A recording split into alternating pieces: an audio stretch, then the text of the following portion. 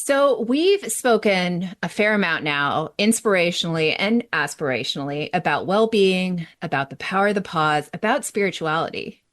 But despite all of that, what if my brain is still going, but I can't wrap my head around this all? I need some more structure, some more tools, some more intellectual perspective, because I know I do at times. Yes, you brainiac, you do. This is why we have a book for you then. And if you've been a longtime listener to the podcast, you know that we very rarely do repeat guests unless we A, love them, and B, feel like they've got another message to bring to our community. Dr. Sue Varma fits the bill for both and so much more. We're bringing her back to talk about her new book, Practical Optimism, and how it provides some framework around well-being, how to survive this roller coaster of a year, and so much more. Welcome to the Dear White Women podcast, the show that helps white women use their privilege to uproot systemic racism without centering themselves in the process. We are your multi-ethnic Japanese and white hosts, Sarah and me, Sasha. All right, welcome back to the show. Can you please reintroduce yourself for our listeners? Yes, I am Dr. Sue Varma. I'm a psychiatrist based in New York, and I just wrote a book, Practical Optimism, which I hope everyone can get. But I'm really excited about sharing tangible tips and tools so that we can make mental health fun, easy, accessible, take away the stigma, take away the barriers. I'm in private practice, and I work with people throughout the life cycle from teens and young adults all the way, to people in their 80s. And I can see that, good mental health is based on habits, and they're far easier than we think. So I'm excited to be getting into optimism and why I think that that's the lens that we should really be looking at mental health and developing good habits through. Amazing, because we have so many questions. People are having to make big choices this year, and just alone on the political side, right? Like who to vote for, whether to vote. One thing that stood out to both of us in the book was this concept of the rule of three. When I was reading that part, I was like, oh, I can tell what kind of decision maker I am and, who my partner is. And it's not the same, by the way. And so then thinking about how do we make decisions? So I would love if you could share with our listeners, like, what is it? And can it apply to things like voting, right? Or these big types of decisions that we're making that affect people that are on a much broader scale than us. One last thing I'll say is that we both really loved the line about, sort of digging before making big decisions and accepting once you do, like the proverb that you were talking about too. I'm so glad that you're saying that because, when it comes to problem solving, when I think of anytime we're dealing with a challenge or stressor in life, there's always problem solving that's happening on two levels. One is internally, like whether it's regulating our emotions, how do we grapple with the fact that something is happening to us that's challenging? And a lot of times people just get paralyzed internally. So they're never even able to get to the next step of problem solving in the external world. So for example, let's say your car breaks down and you're on your way to drive your kids to school, and maybe you're beating yourself up for not having fixed it sooner or not having gotten, your partner to fix it. And you get stuck in, let's say, anger or shame and blame. So then you never get around to actually making the phone call to getting the car fixed or getting around to the actual like logistical aspects of it. So that's why I think of problem solving as something that we're always contending with battle on two fronts.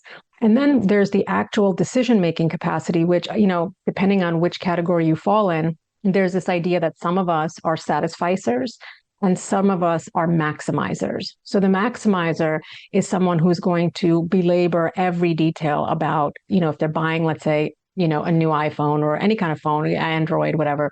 They're like, I need 3 months, 6 months to do my research, and I need to go deep into it. I need to read 150 reviews, and I need to know every single detail. Versus the satisficers whose motto in life is good enough, right? Like I need to make a decision, what will be satisfactory and what will be good enough. And so these people find just enough information to be able to move forward. And the maximizer often, not always, but often have tendencies to skew slightly pessimistic.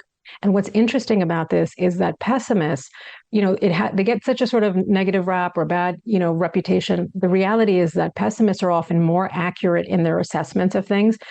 Problem is that they get paralyzed and don't make decisions as a result. Versus optimizers, the joke is, if you want accuracy, go to a pessimist. If you want the job done, go to the optimist.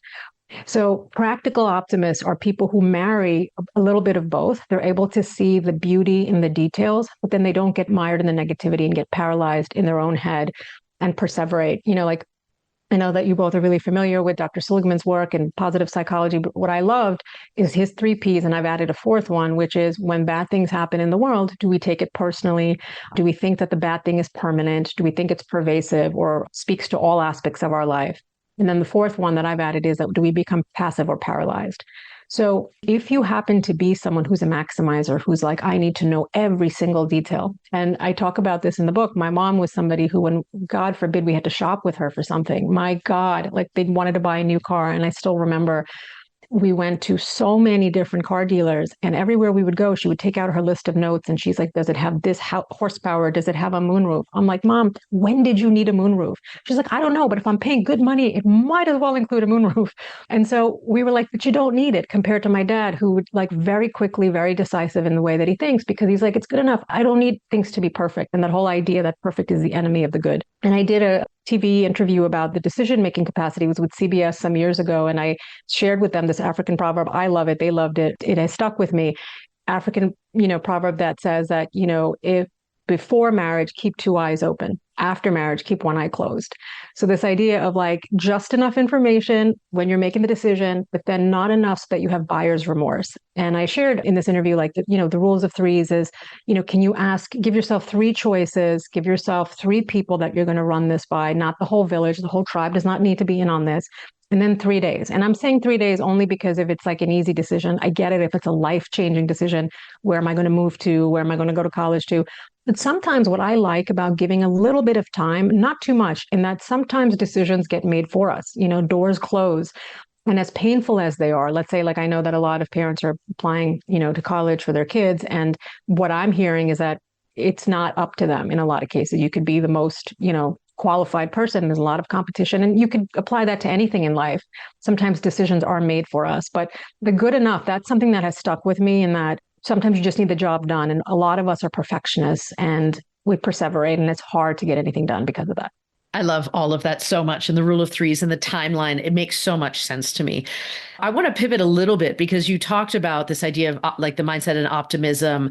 But with that comes, to me as a layman, this idea of having fun and joy. And I think, I've been navigating midlife. I've got two teenage girls. There's been stuff that happens in all of our lives. And I feel like a lot of people are going through stuff. And from being a listener on our platform, Misasha and I are very much in this purpose-filled work that is not always easy either. So I feel like I have a very full bucket of a life full of purpose caring for these people and our work platform.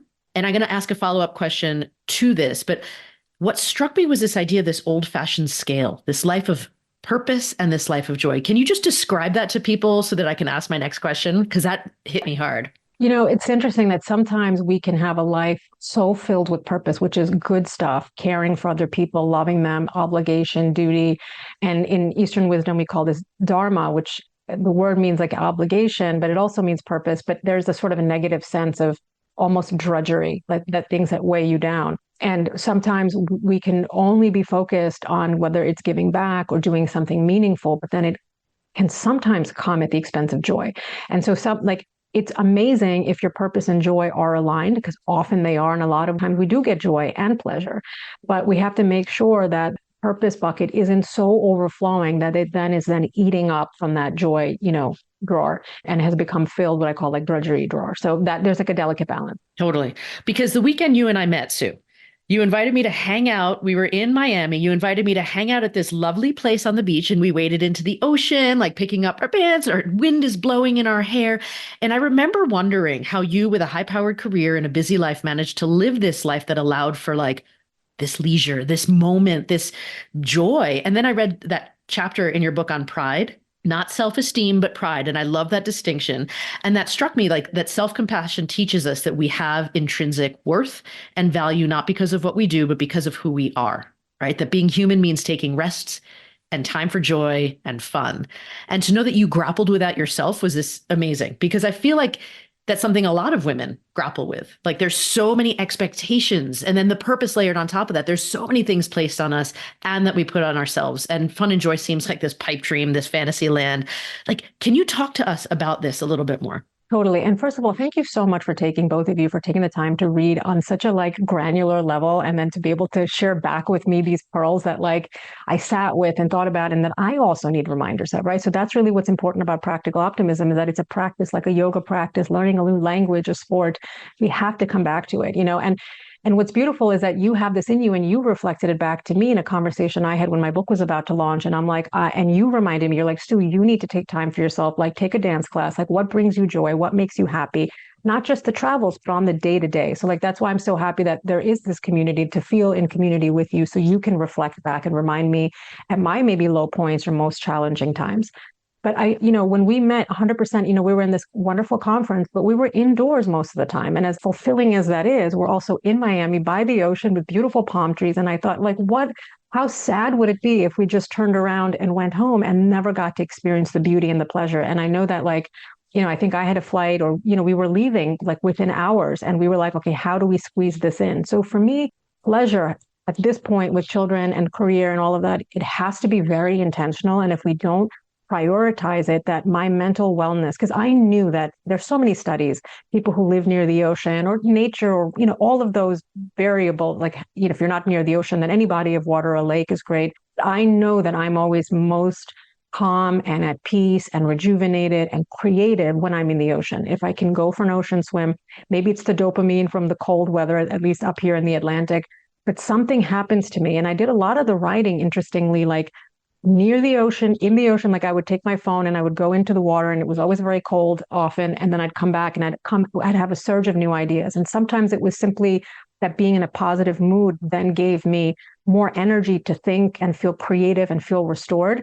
So I feel like for the most part, there were definitely moments in this book launch where I was just working day in, day out, writing, editing on top of my full-time job. And, sometimes you don't know what you don't know. And so I didn't plan for like, oh, okay, I'm going to be taking on another full-time, career. I had no idea what I was getting into when I was writing. And there was so much research and a lot of sacrifice went into it. But I realized that coming back to that little pleasure, even if it meant taking a folding table to the beach, and then that's where I'm going to do my writing or like getting notes, So if there's drudgery, which I think is inherent in a lot of our lives, like, and I don't mean drudgery in a bad way because you're like, how is your serving your family drudgery? But it's like, yeah, 17 hours of that, of whatever it is, that's not replenishing you or that is taxing you or challenging you, especially when you're talking about teenagers and you love them, but there's a lot of stuff going on. So where is that time for sunset? Where is that time for a walk? Where is that time in nature? A cup of coffee that you really enjoy or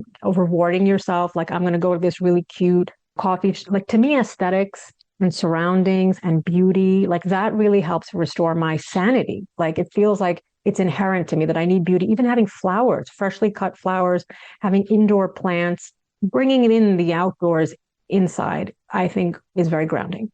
As someone whose name literally means beautiful sandy beach, I like co-sign all of that because I love how you talked about that too, because I think it's such beautiful framing, especially when we consider like sort of the demands of life in general, right? And the ability for so many of us who have been programmed to, do this, then this, then this, that pause, that rest. And Sarah and I have had some great conversations about this with others as well. It is so important. So I love how you shared that. And I also love the story of the two of you, because I'm not even sure I've heard that story in that way. So that was beautiful. And now I'm going to take us down a notch and flip it a little because I want to talk about practicality when it comes to distorted thinking, because I think that, and, being a litigator, I have thought about distorted thinking in different ways, right? Both in work and then personally.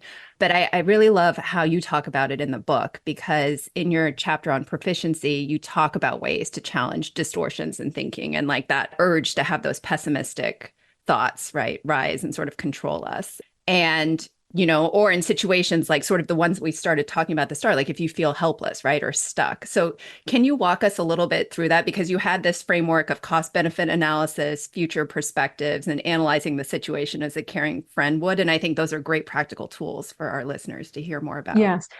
So, often like, I think the first thing is just like recognizing where does your mind tend to go in the face of uncertainty. And some people, like the natural born optimists, will have a tendency to see the glass half full naturally. And they'll say, it'll work itself out. I will figure it out. And what I find that people who tend to what we call catastrophize, they do two things, right? And this type of thinking is often very common in people with generalized anxiety disorder or any kind of anxiety disorder, where we have a tendency to overestimate the dangers or the threats of a potential situation, especially in the face of uncertainty, and minimize their own inherent capacity to deal with it. So what we have to do when we're dealing with negative thinking, if that happens to be our tendency, or even if it's a one-off, is to see, am I overestimating the threat? What is the likelihood of this bad thing actually happening?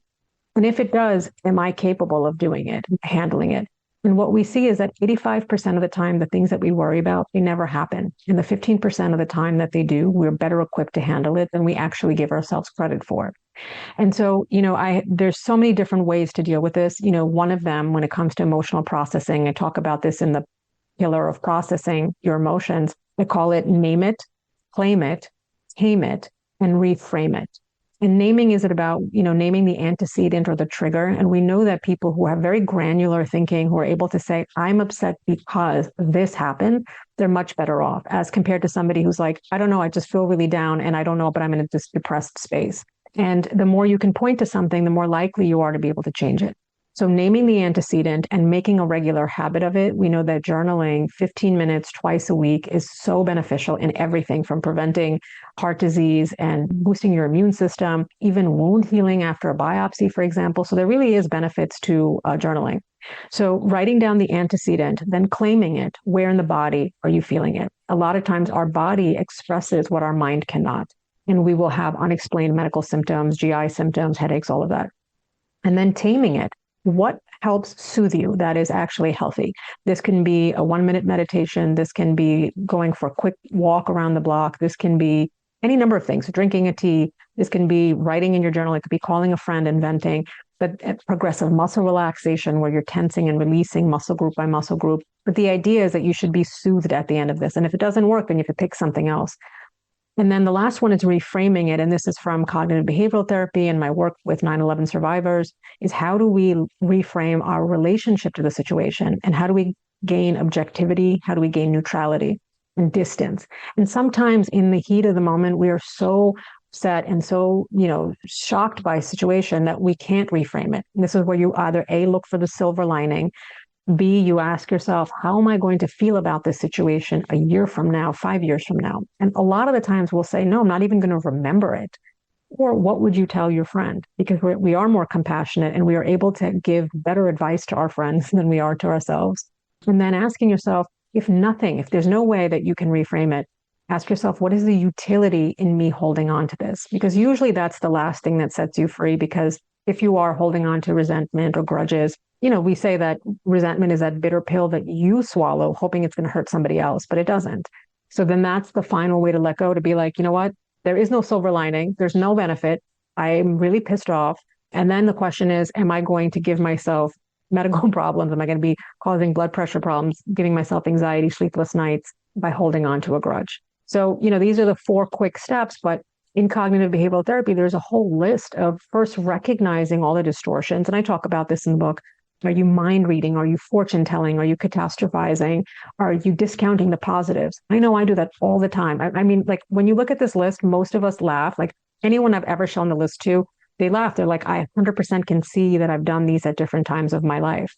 And I know that I often discount the positives. Like I might pick, we have a tendency to like hone in on one negative detail. This is called negative filtering, one negative aspect or detail of an event. So let's say I didn't do something right or I forgot something. I will have a tendency to beat myself up over the 50 things I did do right, and I'll hold in on the one thing that I did wrong. And so this is where self-compassion helps, where, 3 easy steps: being mindful of what it is that you're thinking, accepting it. So I'm like, okay, I'm berating myself. There I go with the shame and the blame again, and I'm humiliating myself. And then for me, what's so freeing is, and what helps me accept it, is recognizing the common humanity in that we're not alone. Like, has anyone else ever, fill in the blank, done this before, dropped the ball on whatever it is? And you're like, oh my God, yes. And then because shame tends to isolate us. We turn inwards. We think we're the only person who's ever done this. And as opposed to guilt, which is actually pro-social. Guilt says, what did I do wrong in a way, in small amounts, not in large amounts. In large amounts, even guilt is useless. But in small amounts, guilt says, what did I do wrong? What's wrong about the behavior, right? As opposed to shame, which has a tendency to character assassinate. Shame says, I am wrong. I am a bad person. Guilt says, I did something wrong. I love all of that. Oh, I read something that said, forgive yourself for everything you did when you were surviving. And also, some of this is so helpful because it takes it beyond just this survival mode, but for people who still have those tendencies that are protecting us, as if we are just surviving, but really we could be doing so much better, but we're using those same tools. I used to call it the monkey wrench that I would beat myself up over the head with, and so letting that go and realizing that we are okay, that we can move forward is huge. So we would be remiss having a show called Dear White Women without asking a little bit about identity and culture. And it was wonderful to hear you sharing both stories of your family time spent in India and the cultural values you gained from family. Like all three of us on this program are daughters of immigrants. And I think our lineage has played a huge role. So I would love to have you share a little bit about that. And in addition to that, I'm curious for your thoughts on this. I hear a lot of white folks who are more removed from their immigrant story to the United States being like, I don't have family culture the way that you have it. What do you say to that? Because belonging matters, right? Yes. And you're right. And I think you hit the nail on the head in the sense that, like, in what other way do you find belonging, right? Like, how do you, because there always is a cultural story. It may not be one that seems so obvious or foreign or unique or special or exotic, but there is, and it can be as simple as, growing up, let's say in this country, we would go to my family home. Like, this is a story I typically hear. And my grandfather taught me how to fish, or growing up, we would go to the mountains or growing up. So there is always tradition, and it might be the majority culture that your tradition is more similar to. There still is a story, a history, an identity, whatever that identity is, depending on what kind of work your parents did or who their friends were and who they brought you around or how you celebrated holidays. So it's just maybe more mainstream, but everybody does have a story that helps them feel like they belong.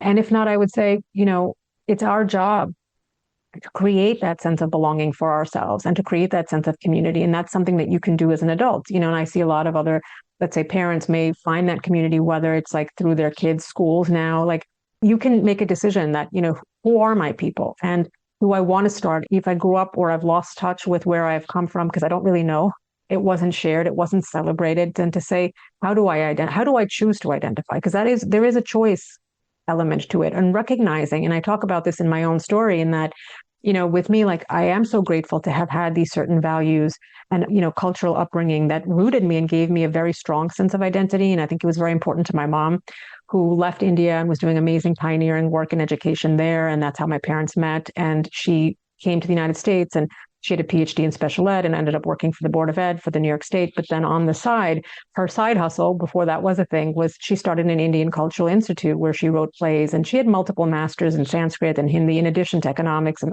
education, all sorts of things. So she was very educated. And for her, passing down tradition, language, even though I was born and raised in the United States, my first language was Hindi.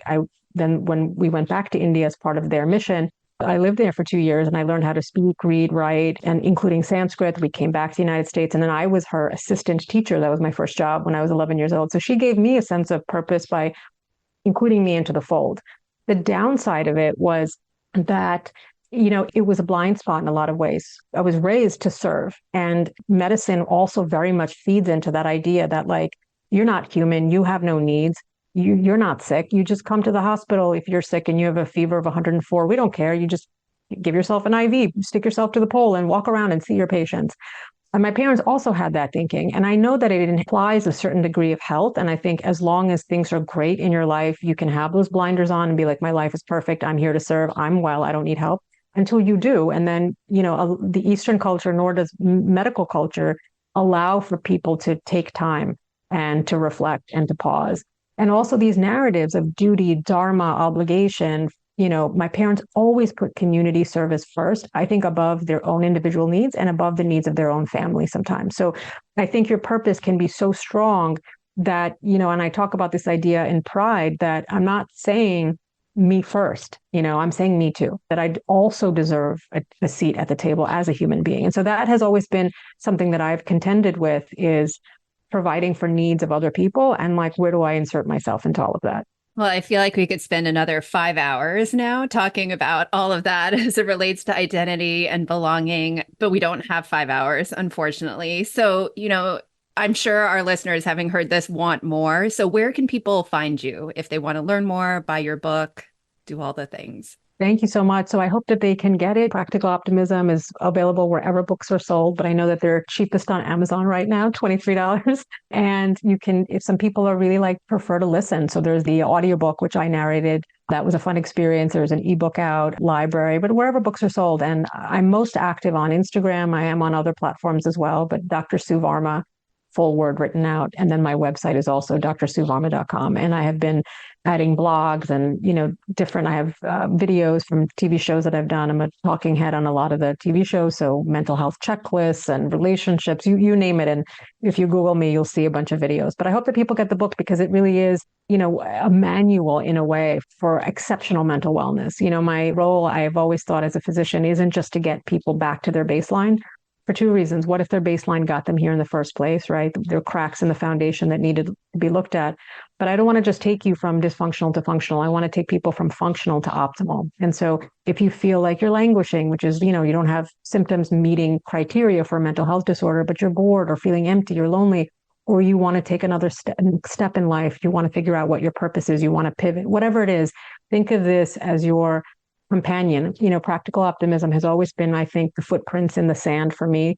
There was a certain philosophy that I didn't have a name for, but there was a sort of desire to keep persevering and trying to be the best version of myself. So I hope that practical optimism serves as that for you all too. Thanks so much for spending time with us. Absolutely. Thank you for having me. So great to see both of you. You've just listened to the Dear White Women podcast with your hosts, Sarah and Misasha. Yes, we're on social media, and yes, you can hire us to do talks about our book, but the biggest thing, don't forget to sign up for our newsletter to receive our free materials. Head over to dearwhitewomen.com to get on the list.